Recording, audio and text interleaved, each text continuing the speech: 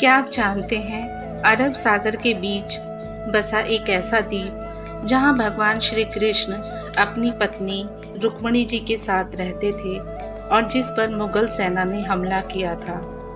तो आप देख रहे हैं रियलिस्टिक हिस्ट्री चैनल। गुजरात के देवभूमि द्वारका से लगभग 3 किलोमीटर समुद्र के अंदर स्थित है बेट द्वारका। यह एक छोटा सा द्वीप है, लेकिन इसका इतिहास हजारों साल पुराना है। बेट द्वारका को महाभारत काल में शंखोधार भी कहा जाता था।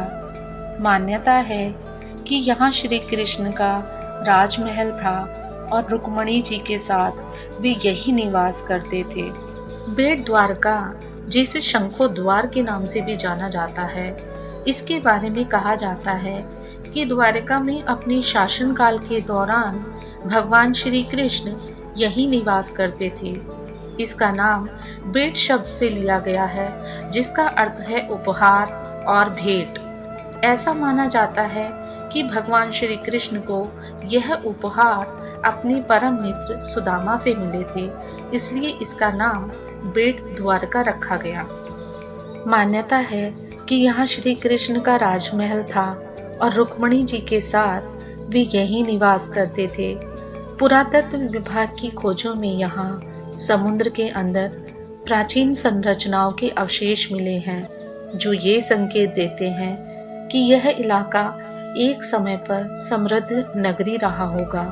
कहा जाता है कि सुदामा भी यहीं श्री कृष्ण से मिलने आए थे। 17वीं सदी में मुगल शासन के दौरान इस क्षेत्र पर कई समुद्री आक्रमण हुए। अरब सागर में यह द्वीप व्यापार और धार्मिक दृष्टि से भी महत्वपूर्ण था, इसलिए यह लुटेरों और आक्रमणकारियों का निशाना बना। वर्तमान बेट द्वारका मंदिर लगभग 500 साल पुराना है और इसका पुनर्निर्माण वल्लभाचार्य जी के अनुयायियों ने कराया था। मंदिर का निर्माण पीले पत्थरों से हुआ और इसकी स्थापत्य शैली गुजरात के अन्य द्वारका मंदिरों से मिलती जुलती है। गर्भगृह में आज भी श्री रघुनाथ जी रुक्मिणी जी के साथ विराजते हैं। बेट द्वारका तक गुजरात के ओखा बंदरगाह से नाव द्वारा पहुंचा जा सकता है। बेट द्वारका आज भी धार्मिक दृष्टि से उतना ही महत्वपूर्ण है जितना सदियों पहले था। जन्माष्टमी, होली, कार्तिक मास में यहाँ विशेष उत्सव होते हैं, जिनमें हजारों भक्त नाव द्वारा पहुँचते हैं।